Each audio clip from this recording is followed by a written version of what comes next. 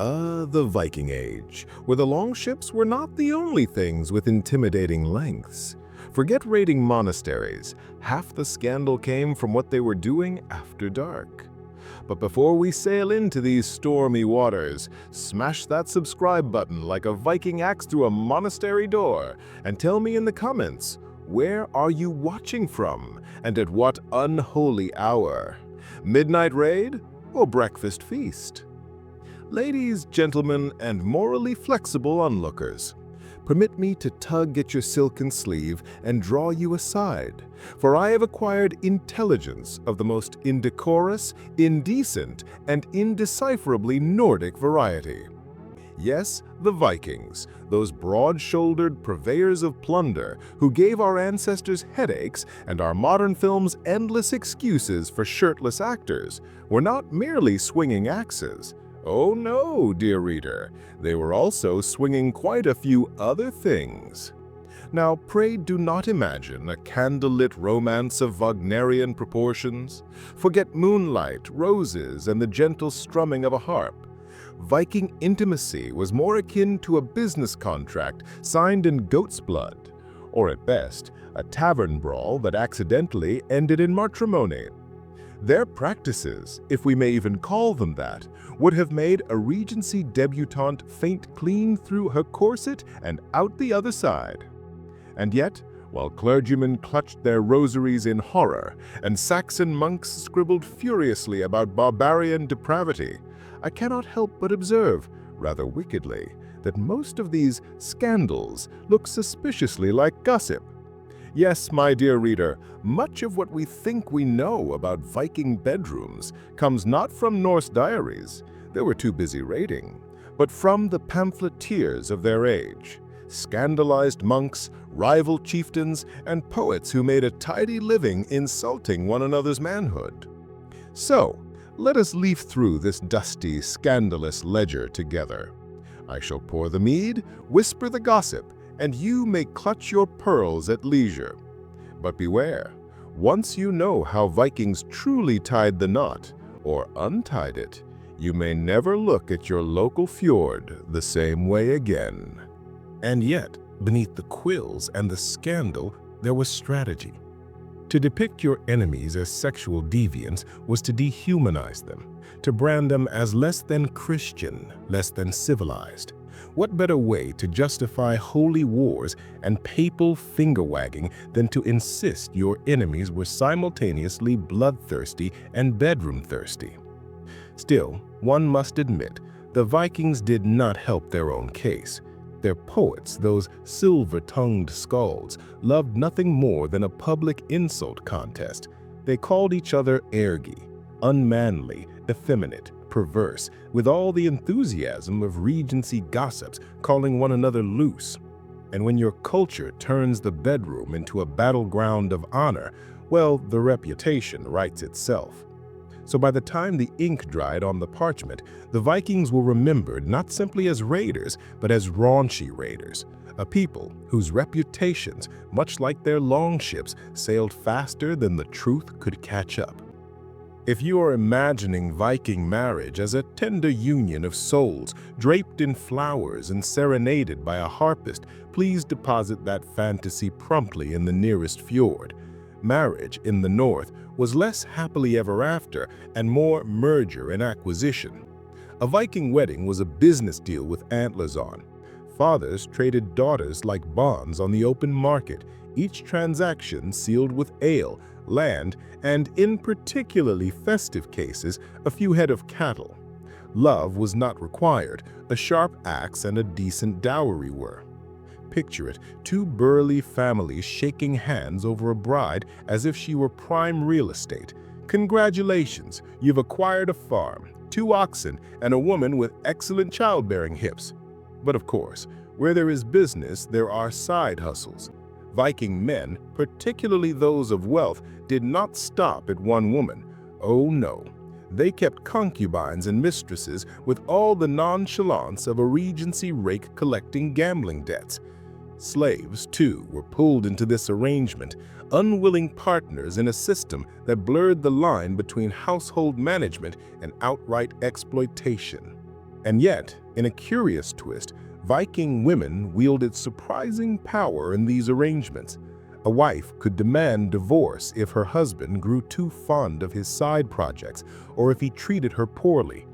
Imagine it, a woman standing in the longhouse announcing to her neighbors, "This man is useless in bed, stingy with gifts, and rude at feasts. I'm leaving him." And legally, she could. In many parts of Europe at the time, a wife could barely leave the kitchen, let alone her husband. Of course, this marketplace of lust had its dangers. Jealous wives poisoned mistresses, mistresses schemed against wives, and poets immortalized every betrayal in rhyme. In an age where reputation mattered more than soap, being mocked in verse for sharing your bed too generously could be fatal to your honor. So, while the longships brought home silver and slaves, the longhouses rang with scandals fit for a Regency gossip column. Husbands caught, wives plotting revenge, and the neighbors pretending not to listen, while listening very, very closely. Now, my dear pearl clutchers, we turn from the marriage market to the witchcraft aisle, and the Vikings had an entire shelf dedicated to pagan love magic. Forget roses and candlelight. If you wanted affection in the north, you might be brewing a potion from suspicious roots, sacrificing a goat, or, most alarmingly, whispering charms into someone's drink. For instance, Norse sagas describe women crafting satire, sorcery, meant to bind lovers or curse rivals. It was, in effect, the Regency equivalent of slipping something into your beau's tea, except the side effects included prophetic dreams, social disgrace, and, if caught, accusations of being unmanly. Because here's the twist, men who practiced too much magic were branded ergi, effeminate, deviant, suspiciously fond of embroidery. Imagine Thor being cancelled because he stirred one too many love potions. And the rituals themselves, some fertility rites involved parading phallic statues through the fields to encourage the crops. Yes, nothing says agricultural success like your neighbors waving a wooden idol shaped like, well, not a turnip. Farmers genuinely believed this display would make the earth more fruitful. And frankly, after such a performance, one hopes it did. Even the burial mounds held whispers of ritualized intimacy. Archaeologists have unearthed amulets shaped like tiny members, talismans to guard against impotence or ensure virility in the afterlife. Because apparently conquering half of Europe was not enough, one must also be sure to remain impressive in Valhalla. But perhaps most scandalous was the blurred line between magic and manipulation. A rejected lover could be accused of casting a spell, a rival slandered as a witch, and suddenly the village was alive with whispers. It was less about sorcery and more about reputation. If you were unlucky in love, better to blame the neighbor's witchcraft than your own bad breath.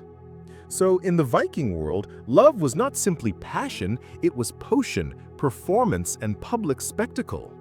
To win affection, you might need as many spells as silver, and to keep it, twice as many threats. If there is one thing the Vikings loved more than raiding monasteries, it was raiding each other's reputations. Forget duels at dawn. This was an age where an insult about your bedroom performance could spark blood feuds lasting generations.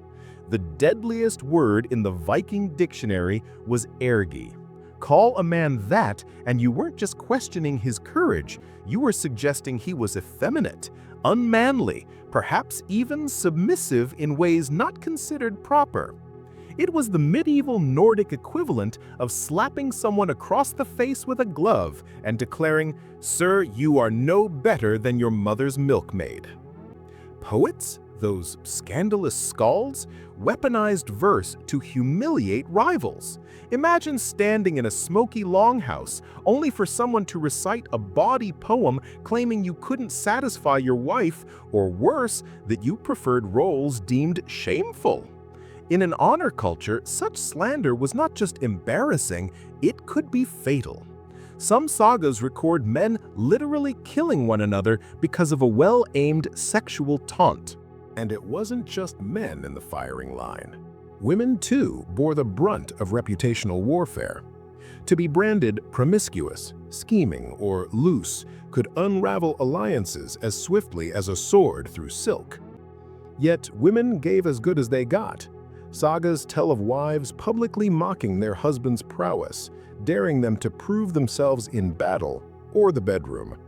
Nothing motivates a Viking quite like being laughed at over ale. The irony, of course, is delicious. A society that tolerated polygamy, concubines, and ritual fertility parades still clutched its furs at the idea of being unmanly. It was less about who was doing what, and more about who was in control. In the Viking bedroom, as on the battlefield, power was everything. So while England trembled at the sound of dragon-headed ships, Viking men trembled at the possibility that someone might call them inadequate. If you believed the Viking Age was strictly brawny men with axes and compliant wives spinning wool, allow me to rattle your drinking horn. The Norse world was not nearly so tidy. Their sagas and myths are littered with stories that would make a Regency gossip pamphlet weep with joy. Let us start with Odin himself, the All-Father, the one-eyed god of wisdom, revered, terrifying, a patron of kings, and also accused of dabbling in satire, a form of sorcery considered effeminate. Rival poets sneered that Odin was unmanly, that he stooped to womanly magic. Imagine the chief god of the Norse pantheon dragged in the tabloids for gender nonconformity. It would be like finding Zeus in the society pages, accused of cross-dressing. And speaking of cross-dressing, yes, even Thor, hammer in hand, got in on the act. In one tale, to retrieve his stolen weapon, he disguised himself as a bride, veil and all. Picture the god of thunder stomping down the aisle, bridal gown straining against his biceps, muttering, "Just get me my hammer back and we'll never speak of this again." Regency London would have fainted clean away at such a spectacle. And yet in Viking lore, it was comedy, not scandal. The sagas also preserve tantalizing hints of same-sex intimacy, though the evidence is tangled in insults and accusations. To be the passive partner in a male relationship was slander. To be the active one, curiously, was not condemned with equal fervor. Reputation, once again, was about dominance and honor, not the act itself. Even women could slip outside their prescribed roles. Shield maidens, whether legendary or historical, unsettled male warriors simply by existing, fighting, leading, and refusing to stay quietly in the loom room. A woman who seized power could be painted as unnatural, dangerous, or, whisper it, magical. So while Christian chroniclers painted the Vikings as brutish heterosexual beasts, the reality was far more complex. A society that tolerated cross-dressing gods, whispered about same-sex slanders, and allowed women to seize power when they dared. In short, their gossip columns were as messy, fluid, and deliciously scandalous as any in Regency London. If the Vikings had publicists, they were monks. And let me assure you, these men did not write flattering copy. Imagine an anxious cleric, quill in hand, explaining to his bishop why yet another monastery lays smoldering. It wasn't poor management, my lord, it was the heathens. And oh, the things they did while stealing our silver! Unspeakable! Thus was born the medieval tabloid campaign against the Northmen. According to trembling chronicles, Vikings were not only pillagers, but perverts, fornicating in churches, defiling virgins, committing acts so appalling one suspects the monks had suspiciously vivid imaginations. After all, nothing keeps donations flowing into the cathedral coffers quite like tales of barbarian lust threatening civilization itself. The irony, much of this evidence was hearsay. Very few Vikings left written accounts of their own, being far too busy raiding, feasting, or dying gloriously. So what we know of their supposed depravity comes filtered through men who thought a goose was sinful if it hissed on a Sunday. A suspiciously biased jury, wouldn't you say? And yet, the horror stories stuck. Priests warned that Norsemen sacrificed to idols with obscene rites, that they lay with slaves in unspeakable ways, that they practiced polygamy as casually as buying bread. To the medieval church, which preferred its sinners repentant and monogamous, these tales confirmed everything. Vikings were the devil's sex pests sent to test Christian virtue. But strip away the incense and the finger-pointing, and what do we find? A smear campaign worthy of a Regency scandal sheet. It was less about what the Vikings did and more about making them sound irredeemably other. By branding them sexual monsters, the church created the perfect excuse for holy war, papal authority, and moral panic. In short, the Christian chroniclers painted the North not just as dangerous marauders, but as a living sermon illustration. Behave, or the heathens will come, defile your daughter, and drink your wine. Which, for the record, they probably did, but perhaps not with the satanic enthusiasm the monks described.